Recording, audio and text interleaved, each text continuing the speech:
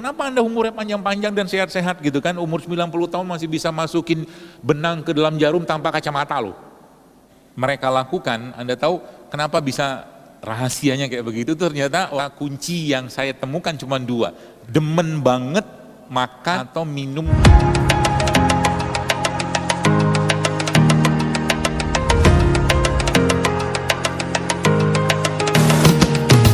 Makanan, minuman sudah sempurna kerusakannya. Ya, tanah kita ada rusak, ya.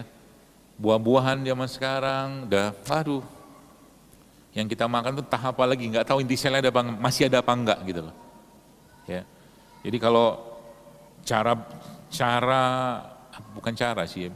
Kalau Anda mau tanya, misalkan Anda di depan saya ini, ibu, bapak sekalian ngasih saya anggur, misal ya, terus Anda kasih jeruk sunkist, misal, sama Anda kasih saya air kelapa. Kira-kira saya pilih mana? Kenapa saya pilih air kelapa? Karena banyak postingan dokter tentang air kelapa gitu, bukan. Yang saya tahu sampai detik ini di Indonesia, kelapa itu masih belum disemprot, itu aja. Jadi dia masih aman. Ya, dan saya bersyukur sekali ya, disemprot ya kan. Jadi orang tanam kelapa sana tanam aja, tumbuh aja. Yang orang bilang tanah kita tanah surga gitu loh. Kalau yang ini, anggur ini dikirim dari mana? Jeruk sunkist kan dikirim dari mana? Kita nggak produksi gitu kan. Jadi kalau ditanya berarti makanan terbaik bagi penduduk negeri itu apa? Yang Allah ciptakan di situ. Udah. Itu yang toyibnya aja, sekarang itu pun nggak toyib. Pisang misalkan, saya kadang-kadang pisang itu kan kok kinclong banget, kayak perawatannya rutin gitu loh. Pisang-pisang kuning itu, nggak usah sebut mereknya lah. Kok kinclong, kayak mungkin ini setiap bulan perawatan di pisang ini, pergi ke klinik kecantikan gitu, kok cantik banget gitu loh. Padahal pisang versi kampungnya, ya ada ulet-uletnya sedikit, ada jamur-jamurnya sedikit, tapi dalamnya bagus, gitu, ya. Contohnya begitu. Jadi udah berantakan, ya. Jadi kalau ikan misalkan, ini contoh ya, toyib versi saya, mohon maaf. Kalau Anda sajikan saya ikan lele, ikan gurame, misal gitu kan, sama ada ikan kerapu, kira-kira saya makan apa? Saya makan kerapu. Kenapa saya makan kerapu? Karena ini ternak. Kalau udah ternak, pakannya gimana? Udah berantakan juga. Kalau kerapu, ikan laut, paling tidak ya oke lah, lautnya nggak bersih-bersih banget, tapi dia hidup alami. Kalau saya dikasih lelenya lele liar, oke saya makan. Nilainya nila liar, saya makan. Karena rasanya beda, makanya orang-orang yang tinggal di pinggir pantai itu, tuk pancing gitu kan, atau laut gitu kan, masak nggak perlu dikasih bumbu apa-apa, sudah dikasih bumbu sama Allah, tinggal dibuang ini segala macam, bakar, goreng langsung enak, betul? Jadi zaman sekarang, karena khutuatnya luar biasa, bahkan rasa saja kita butuh rasa yang bukan alami lagi, pedasnya sintetik, manisnya sintetik, kebayang nggak? Akhirnya yang kita makan itu kebanyakan rasa-rasa yang palsu, sehingga hidupnya penuh dengan kepalsuan. Masuk? Tidak tahu lagi. Tanya sama anak-anak zaman sekarang, tahu secang nggak? Nggak tahu secang dia. Temulawak tahu nggak? Tahu. Yang tahu apa? Mochaccino, frappuccino, caramel latte. Itu yang tahu. Yang diminum apa? Anda lihat itu minuman-minuman kekinian itu, satu botol itu, satu gelas itu, gulanya berapa banyak? Subhanallah. Khutuat, gitu. Saya nggak tahu di sekolah di sini seperti apa, sudah diterapkan, tapi ya keadaannya kayak begitu. Ya, berantakan. Akhirnya yang terjadi apa? Jadi generasi yang rapuh. Ya. Rapuh. Sama alam dekat nggak? Jauh. Karena hujan beberapa tetes demam. Ya gitulah contohnya ya. Jadi bicara tentang sehatnya kita ini secara ruhiyah kita, secara jiwanya kita, secara jasadnya kita tuh kata kunci yang saya temukan cuma dua. Dekatlah dengan Allah dan dekatlah dengan alam. Udah itu aja. Dekat sama Allah, dekat sama alam. Dekat dengan Allah bentuknya gimana? Untuk menjaga diri kita, hati kita, emosi kita, jiwa kita terkendalikan. Gitu kan. Apa-apa kembaliin sama Allah. Kembaliin sama Allah. Itu yang pertama. Dekat sama alam maksudnya apa? Ya paling gampang apa ya? Jangan banyak makanan olahan, itu aja pesan saya. Jangan banyak makanan olahan. Yang sekarang itu ada namanya processed food, makanan olahan, ada namanya ultra processed food. Itu lebih gila lagi tuh. Gak ada lagi asam amil, udah gak ada. Yang mereka tulis di nutrition fact-nya itu kewajiban aja. Gitu. Itu yang dimakan anak-anak kita. Gitu. Bahkan bapak ibu yang edisi lama ya. Edisi lama tuh yang dulu gak kenal pizza, makan pizza tuh muntah. Misal gitu kan. Kecuali mungkin memang pizza-pizza standar lah ya. Dan saya kadang-kadang lihat aduh jajanan kayak begitu tuh. Ya begitulah adanya, sehingga dia tidak memberikan asupan nutrisi yang benar. Gak ada mineralnya, gak ada vitaminnya, gak ada asam aminonya, gak ada enzimnya. Ya, berarti caranya gimana perbaikinya? Ya kembalikan ke alam tadi itu. Kembali ke alam itu seperti apa bentuknya? Benar-benar ke alam. Ya misalkan lagi hujan, suruh mandi hujan, mandi bareng-bareng, gitu ya. Makanya kalau nanti lihat di internet ya, ada survei di dunia, udah lama survei ini, namanya Blue Zone Country. Apa itu Blue Zone Country? Blue Zone Country itu adalah kota-kota yang usia harapan hidupnya tinggi. Ya, di mana dia banyak? Di Indonesia ada nggak? Nggak ada. Ya, padahal Indonesia ini sebenarnya subhanallah ya. Ya kalau negeri kita ini negeri yang sangat mudah untuk hidup sehat, beneran. Allah, sangat mudah. Ya, saya tuh kadang-kadang takut-takut aja nanti suatu hari kelak, udah kejadian nih. Ada teman saya kemarin, dia minum beras kencur di mall, 40.000 sebotol itu. Sepertinya memang harus dimahalin, biar kita ada effort sedikit, sebab terlalu murah juga nggak ada nilai gitu, kadang saya mikir gitu. Ya, seperti itulah. Jadi Blue Zone Country itu salah satunya, nanti coba lihat, itu di Okinawa Jepang. Ya. Ada banyak di Korea, ada di daerah Amerika, tapi nggak semua ada. Kemudian di Venezuela atau di mana, ada beberapa tempat. Ya itu ada tuh. Itu menarik menurut saya ya. Kenapa menariknya? Karena yang mereka makan itu, jadi kalau ditanya, kenapa Anda umurnya panjang-panjang dan sehat-sehat gitu kan, umur 90 tahun masih bisa masukin benang ke dalam jarum tanpa kacamata loh. Gitu. Makanya saya sejatinya, saya kalau ngikutin istri saya sudah sering banget suruh pakai kacamata, nggak mau, saya bilang, saya tidak mau pakai kacamata. Emang bisa kelihatan? Masih kelihatan. Caranya gimana? Saya sering-sering aja lihat langit, latihan mata, langitnya dilihat, dipandangin gitu kan, sambil didoain, Allahumma inni auzubika, doa lihat langit tau, an adilla au udhalla au azilla au uzalla au azlima au uzlama au ajhala au yujhala alaih. Itu doa lihat langit. Aku berlindung dari bodoh dan dibodohin, zolim dan dizolimin, disesatkan dan menyesatkan orang. Itu doa lihat langit yang itu dilakukan oleh Nabi SAW. Ya, jadi mata nih pakai kacamata kenapa? Ya karena kita nggak jaga matanya, gitu. Ya, bisa nggak pakai kacamata lagi? Bisa sebenarnya, gitu. Ya, nah Okinawa itu Bapak sekalian, subhanallah ya. Yang mereka lakukan, Anda tahu kenapa bisa rahasianya kayak begitu? Ternyata orang Okinawa itu demen banget makan atau minum kunyit. Model kunyit doang. Jadi mereka bikin teh, mereka bikin cake basah, cake kering, semuanya itu pakai kunyit sebagian besar. Itu yang pertama. Ada banyak lagi lah ya. Kemudian kalau makan, Kalau makan, kita tahu lah orang Jepang makan kayak apa. Makannya pakai piring kecil, biar ngambilnya sedikit. Ya, sekarang ini kan fenomena orang-orang yang kerja kantoran malam itu kan, pas maghrib atau isya sebelum sampai rumah dia mampir dulu kan ke kedai nasi gitu. Makan nasi dia. Nasinya banyak apa sedikit? Banyak. Jadi tiap hari badan itu isinya karbo aja terus, karbo lagi gitu kan. Gitu.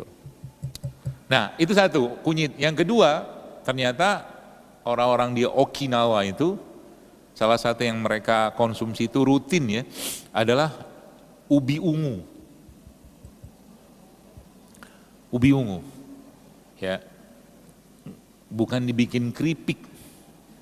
Ya. Bukan.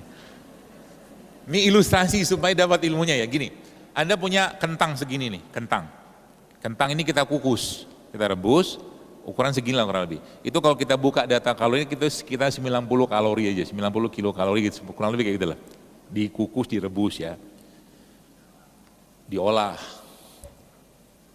menjadi French fries, kentang goreng. Oke? Naiklah kalorinya menjadi 220-an. Oke. Ini gambarannya begitu. Terus biar awet dan tahan lama, dibikin keripik. Goreng lagi kan? Naik jadi 330-an. Ais, mantap ini, kita cocol pakai saus. Minumnya, minuman kemasan. Isinya gula lagi. Ada enzim nggak di situ? Ada. Ini belum cerita alat masak ya, belum. Teflon, magic jar kita, semua teflon kan? Teflon itu Anda baca datanya deh. Seingat saya, beberapa data menyebutkan teflon itu karsinogenik, pemicu kanker. Gitu. Makanya sekarang sudah mulai ada magic jar atau apa magicom apa gitu nama itu tuh yang dari stainless steel kan. Sama nama magicom yang apa namanya slow cooker. Slow cooker itu nanti bisa dapat air tajinnya. Ya, tapi jangan pakai beras biasa. Pakailah beras yang bagus. Jadi kalau ada orang ngajak Anda hidup tidak sehat, jangan ya dek, jangan ya dek ya. Apa gitu? Kayak gitu ya. Jadi berarti caranya gimana? Ya mulai kita berkenalan dengan makanan-makanan yang thayyib itu. Saya sih ngarepin ya, sekolah-sekolah itu sudah mulai bikin ya dispenser, entah air madu, entah air rimpang, air wedang, tapi dibikin enak. Maunya gitu, sehingga dikenalkan lagi itu semua. Karena apa? Lidah kita ini udah berantakan reseptornya gara-gara makanan olahan. Udah berantakan. Ya. Jadi kalau sudah bicara tentang makanan aslinya itu kan ada rasa aslinya. Ya. Rasa asli itu muncul dari mana? Dari tanah yang baik. Contoh mungkin kita bicara jeruk. Jeruk zaman dulu sama jeruk zaman sekarang udah beda banget. Jeruk zaman dulu dikupas, aromanya keluar. Zaman sekarang dipencet-pencet pun nggak keluar tuh aromanya. Betul? Betul. Gitulah ya. Jadi dia khutuatnya sudah sempurna sekali gitu loh. Jadi kadang-kadang saya bingung nih bener ini dari mana gitu. Ya lagi-lagi ya pakai kaidah Quran aja. Benerin dari diri kita dulu deh. Nanti masuk ke keluarga sampai baru ke negara. Kurang lebih kayak begitu. Ya. Jadi pedoman Quran tentang bagaimana cara menjaga kesehatan itu tadi mungkin saya simpulkan sedikit. Yang pertama kaitannya dengan apa? Kaitannya dengan kesehatan jiwa. Ya. Kolb ya. Makanya apa yang harus kita susahkan dari hidup ini gitu loh. Ya. Gak ada yang harus kita susahkan. Toh mati juga. Terus kalau hidup sehat, buat apa tujuannya? Biar ibadah kita lebih baik dan bisa tetap sempurna kita mengerjakannya sampai masa tua, itu tujuannya. Ya. Nah, pedoman-pedoman itu ya dijelaskan tadi ya, atau mungkin saya jelaskan tadi, Quran itu menjelaskan semua. Makanya lagi-lagi saya sampaikan sebagai penutup ya, mungkin coba nanti Anda gali kebutuhan-kebutuhan jiwa kita itu apa. Ya, contoh nih mungkin sekarang kan lagi tren-trennya penyakit-penyakit yang hubungannya dengan hutang atau luka pengasuhan. Ya. Kalaulah seandainya kita mau belajar dari Al-Quran, maka Maryam itu harusnya mendapat luka pengasuhan yang sempurna. Kok bisa? Karena Maryam itu, bapaknya Maryam, kan pengennya anaknya laki, yang menjadi penjaga Baitul Maqdis. Kan gitu ceritanya. Ya. Tapi karena orang soleh, orang baik, ya, orang yang dekat sama Tuhan, dekat sama Allah, anaknya ini dididik dengan agama yang benar. Yang mendidiknya siapa? Zakaria, kan gitu. Sehingga sosok Maryam ini menjadi sosok yang meskipun katakanlah dia punya luka pengasuhan, tapi karena agama masuk di situ selesai semua masalahnya. Ya, makanya nanti kapan-kapan lah ya, kalau kita ngebahas tentang penyakit genetik gitu. Istilahnya kan begitu, penyakit genetik, penyakit keturunan, penyakit nyalahin keturunan. Keturunannya katanya diabetes, kanker, stroke. Kan itu poinnya sebenarnya. Poinnya di mana? Baik, nanti Anda lihat, ini PR aja. 10:30 soalnya. PR-nya gini, Anda lihat ada satu keluarga gitu ya. Keluarga yang mungkin ini ilustrasi saja, ada 2 generasi di atasnya itu diabetes semua tuh. Atau sakit jantung. Ada 2 generasi di bawahnya, diabetes juga, jantung juga, atau penyakit-penyakit yang lain seperti kanker segala macam. Nah, ini kan penyakit fisiknya. Oke? Nah, sekarang pertanyaannya, itu coba telaahlah mereka itu. Adakah satu benang merah emosi yang mereka pendam di situ yang akhirnya menyebabkan kok kena diabetes semua? Jadi jangan melulu menyalahkan gula darah yang tinggi. Nah gitu. Karena kita bicara tentang pankreas ya, yang menghasilkan insulin, katakanlah jantung yang urusannya sama penyakit jantung, kalau ginjal nanti hubungan sama diabetes, tadi mereka semua punya emosi-emosi. Mutusinnya itu yang kita perlu belajar. Ya, makanya apa ya? Saya ngelihat keadaan zaman sekarang ini, khususnya berkaitan dengan penyakit-penyakit seperti itu tuh, ini kalau apa ya? Kita nggak aware ya, kita nggak aware dan ngambil peran di situ untuk bahasanya memutus nasabnya yang jelek itu loh. Ya, itu akan berlanjut lagi terus.